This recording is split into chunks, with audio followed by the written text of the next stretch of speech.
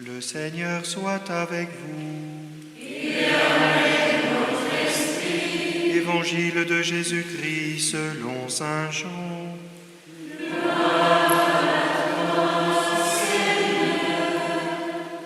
En ce temps-là, Jésus disait aux foules : « Moi, je suis le pain de la vie. Celui qui vient à moi n'aura jamais faim. Celui qui croit en moi n'aura jamais soif. Mais je vous l'ai déjà dit, vous avez vu, et pourtant vous ne croyez pas. Tous ceux que me donne le Père viendront jusqu'à moi, et celui qui vient à moi, je ne vais pas le jeter dehors, car je suis descendu du ciel pour faire non pas ma volonté, mais la volonté de celui qui m'a envoyé. Or, telle est la volonté de celui qui m'a envoyé, que je ne perde aucun de ceux qu'il m'a donnés, mais que je les ressuscite au dernier jour. Telle est la volonté de mon Père, que celui qui voit le Fils et croit en lui ait la vie éternelle, et moi, je le ressusciterai au dernier jour. Acclamons la parole de Dieu. Louange à toi, Seigneur Jésus.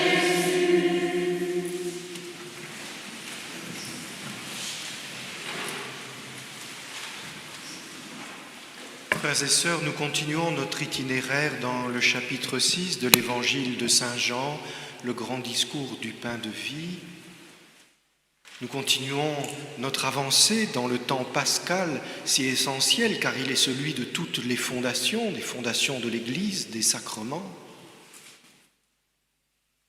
Et on pourrait se contenter d'accueillir ce texte dans cette dynamique-là, en se disant, nous avons bien compris, Christ est ressuscité, à présent il nous explique que nous aussi, nous sommes appelés à la résurrection, à être ressuscités par lui, nous qui avons placé notre foi en lui. Et après avoir fait ce genre de réflexion et de méditation, qui serait tout à fait belle et bonne, nous nous dirions que nous avons bien compris la chose, que nous sommes assurément sur le bon chemin. Nous serions confortés dans nos certitudes et peut-être dans nos habitudes. Mais voici que cet évangile nous vient un mercredi, le premier mercredi du mois, celui avec lequel on prie avec une ferveur renouvelée, plus ardente, surtout dans l'élan du 1er mai, notre Père Saint Joseph. Et alors on ne peut pas s'empêcher de dire, c'est quand même étonnant la relation de Saint Joseph à la résurrection, lui qui était mort depuis si longtemps. C'est quand même étonnant de vivre dans le foyer de Nazareth. On pense à Joseph et à Marie, évidemment, qui sont ses parents, nous le savons bien, et eux-mêmes le savaient bien.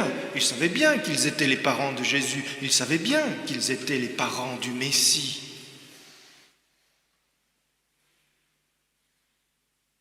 Et de se dire pendant tant d'années, je vais éduquer un enfant, je vais préparer, je vais faire de lui un homme, je vais le préparer à sa mission, qui est de sauver tous les hommes. Sa mission qui est de mourir sur la croix et de ressusciter pour que tous aient la vie. Est-ce qu'on peut rester aussi loin du sujet ? Ça ne marche pas. Surtout qu'on sait de quoi on parle. On parle du salut, on parle de la vie. Est-ce que Saint Joseph peut se contenter de dire « Ah ben voilà, je vais préparer celui qui donnera la vie pour tout le monde. Bon, ben voilà, chacun son rôle, moi c'est comme ça. »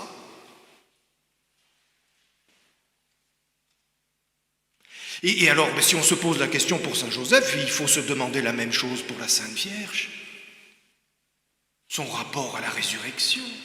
Surtout qu'elle, elle était là. Elle a vu le ressuscité.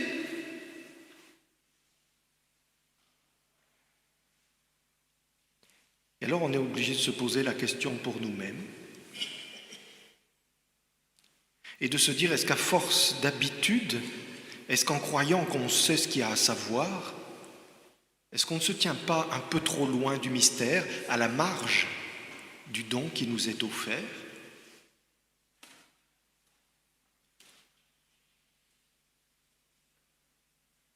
Alors on reprend le problème, à nouveau frais, on se dit oui mais quand même, Joseph et Marie c'était les parents de Jésus, il n'y a pas à revenir dessus, mais que dire de plus ?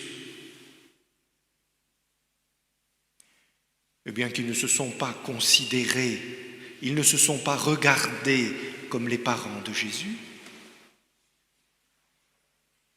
C'est peut-être plus facile à comprendre ou à expliquer, je ne sais, prenez la question comme vous voulez, mais c'est peut-être plus facile avec la Sainte Vierge. Parce que intimement, qu'est-ce que c'est son identité la plus profonde, sinon d'être mère. Donc elle sait bien qu'elle est la mère du Messie, il n'y a aucun moment où on peut le renier ou l'édulcorer. Elle est la mère de Dieu.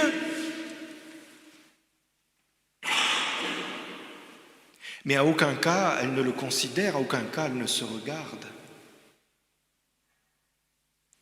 Et la première chose à comprendre pour entrer dans le foyer de Nazareth et pour savoir quels parents étaient Marie et Joseph, c'est de comprendre que c'était une atmosphère d'adoration, qu'ils étaient tout tournés vers le Fils, qu'ils n'avaient Dieu que pour lui, et qu'ils percevaient bien mieux que nous, eux dont le cœur était si pur, qui était l'enfant Jésus. Qu'il était Dieu, qu'il était le Rédempteur. C'est-à-dire que d'une certaine manière, qui n'est permise que quand on aime, ils savaient que l'enfant qui grandissait dans leur foyer était le ressuscité. Et pour nous, le verbe savoir est très compliqué à manipuler parce que nous nous flattons d'être cartésiens. En vérité, nous sommes plutôt positivistes ou rationalistes sur les bords, je ne sais comment l'exprimer. C'est-à-dire, nous ne savons rien et nous ne savons même pas que nous ne savons rien.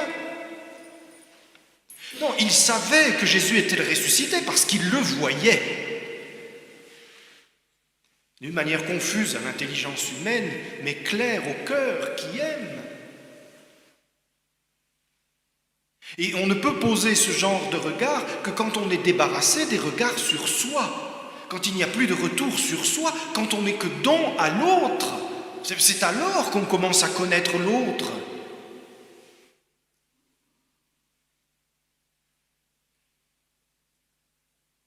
Et c'est sans doute ça qui nous handicape le plus dans notre rapport au ressuscité.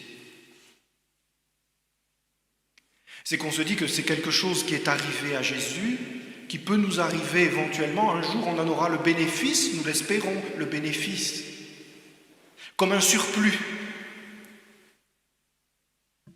Comme si on entrait au paradis dans une salle de bal en se disant « Eh bien ici, il convient d'être bien vêtu. » Et on reçoit un bel habit. Mais ce qu'on est, c'est ce qu'on est.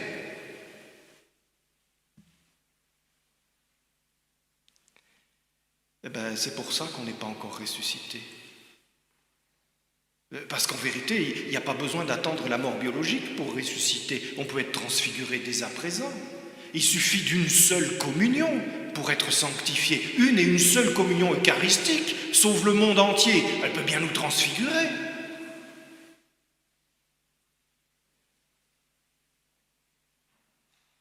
Et donc ce qui nous manque, c'est qu'on a créé une espèce de division entre la vie naturelle et la vie surnaturelle. Vous voyez, comme si la vie naturelle, c'est la vraie vie. Et puis ceux qui ont les moyens d'avoir une vie religieuse, alors ils ont droit au surplus chocolat et chantilly, vous voyez, un peu de vie surnaturelle, un beau chapeau. Mais c'est facultatif les beaux chapeaux, mais c'est mieux quand on en a un. Et nous, on en veut bien un, mais à condition que ça ne nous coûte pas trop d'efforts, parce que bon, en tout cas, on peut vivre sans. Et on trouve le moyen, on s'arrange pour s'en passer.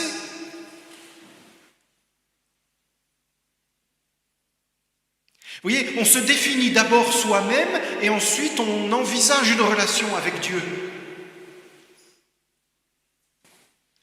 qui nous complète, qui nous satisfasse, qui nous fasse grandir un peu, qui nous fasse luire, parce qu'on est toujours à la recherche de reconnaissance. Ça n'était pas ainsi que Marie et Joseph étaient les parents de Jésus. Ils ne connaissaient Jésus que dans le don qu'il faisait à chaque instant d'eux-mêmes au Seigneur Jésus. Et c'est ça qui nous gêne. C'est parce qu'on est cristallisé dans la vie naturelle. On est fixé sur notre petit moi, tel que nous nous connaissons, tel que nous nous désirons, tel que nous nous aimons. La vérité, c'est qu'on s'aime bien comme ça. Alors quand on entend les mystiques qui nous disent « Oh ben il faut se donner, il faut s'oublier, il faut s'abandonner, il faut se livrer », on se dit « Oui, ben pas trop vite, pas trop fort, enfin pas tout entier ». Parce qu'on a peur de se perdre, de ne plus se reconnaître.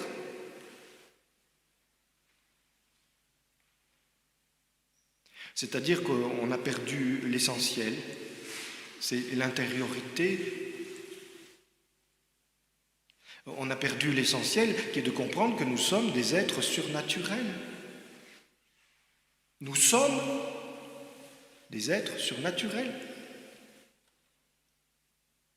Et donc se livrer à Dieu, s'abandonner à Dieu, s'oublier pour se perdre dans le cœur de Dieu, c'est devenir soi-même. C'est réaliser ce qu'on est. Vous comprenez pourquoi Jésus insiste tellement sur la volonté de Dieu, la volonté de mon Père? C'est parce qu'il sait très bien que pour nous, c'est un objet extrinsèque, la volonté du plus fort qui s'impose à nous par la force, qui oserait défier Dieu, qui est capable de faire taire les tempêtes et de dresser les océans et les montagnes. Mais cette volonté de Dieu, elle nous habite au plus intime de nous-mêmes. Il l'a placée quand il nous a créés. Et sa volonté, c'est que nous vivions de sa vie.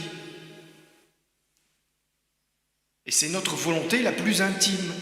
Qu'on le sache ou qu'on ne le sache pas, ça c'est un autre problème. Mais la volonté la plus intime de tout homme, c'est de vivre sa vie surnaturelle. Il n'y a de vie que la vie surnaturelle. C'est de vivre de la vie que Dieu donne et que Dieu seul peut donner.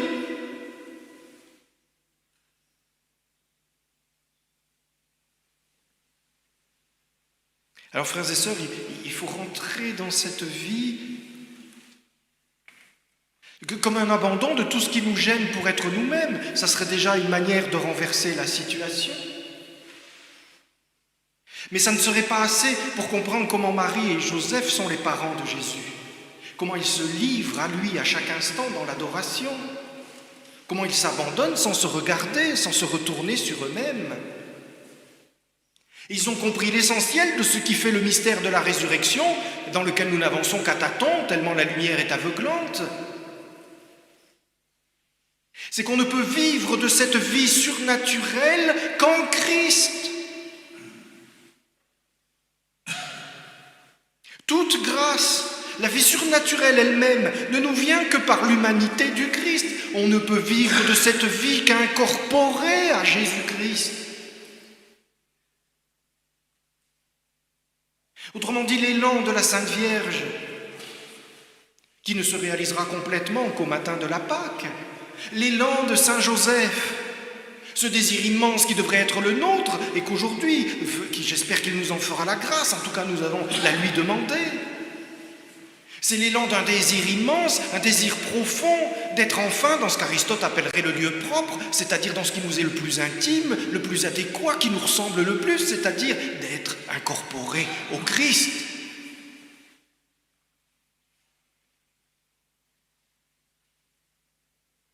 Et il ne pensait qu'à rien d'autre que ça. Quand je dis penser, je ne sais pas très bien ce que je dis. Sinon une tentative de détruire, de décrire le mouvement de tout leur être. Le désir, l'aspiration la plus profonde de leur âme. Et quand on approche cela, même de loin, on comprend quel scandale ça représente que de s'avancer du fond de l'Église jusqu'auprès du cœur pour recevoir la Sainte Communion en pensant à autre chose, ou en pensant à d'autres, ou en espérant que Dieu vienne régler nos petits problèmes, aussi légitimes et importants soient-ils à nos yeux. Parce que tout ça revient à se donner à Dieu en pensant à soi. Alors que la seule manière d'être incorporé au Christ, d'être pleinement membre, ce que nous donne à vivre notre baptême, ce que nous devrions vivre si nous prenions au sérieux la vie baptismale, consiste à ne penser qu'à lui, mais non seulement ne penser qu'à lui, mais à ne vivre qu'en lui, que par lui. Et ainsi la Sainte Vierge ne s'est jamais dit « moi je suis la mère de Dieu ». Elle ne regarde que le Rédempteur. Elle ne regarde que le Père et le lien qui l'unit à elle dans l'Esprit Saint. Elle ne regarde que son divin époux et la faculté qu'il lui donne d'engendrer le corps du Christ, y compris le corps du ressuscité, en acceptant cette sublime incorporation.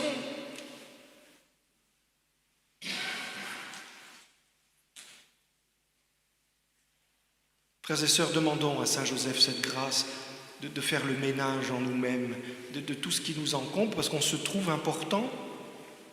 On se trouve considérable, on se trouve assez aimable, et quels que soient les reproches que nous nous fassions ou le mépris que nous puissions éprouver pour nous-mêmes, pour nos petites affaires, elles encombrent suffisamment nos cœurs et nos pensées pour qu'on s'approche de Jésus en ne pensant pas à lui, à la joie qu'on va lui faire, à la joie qu'on pourrait lui donner, à la nécessité que nous avons de disparaître en lui pour être vraiment nous-mêmes. Qu'il n'y a pas de meilleure façon que d'affirmer notre identité et que de vivre en plénitude cet appel, cet élan à la vie qui nous est si profond et que nous voulons affirmer et dire qu'en nous laissant incorporer par l'Esprit Saint et selon la volonté du Père dans le corps du Fils.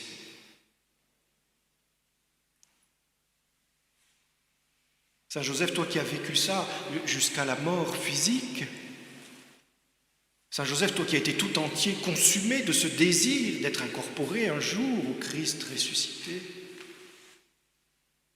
nous t'en prions, débarrasse-nous de nous-mêmes, apprends-nous à communier dignement, de ne pas nous approcher pour manger la solution à nos problèmes, de ne pas nous approcher pour manger les forces pour reprendre la route, mais de nous approcher du cœur et de tendre les mains et les lèvres pour être dévorés par le feu de l'Esprit qui nous incorpore au Fils et réalise la volonté du Père de nous sauver.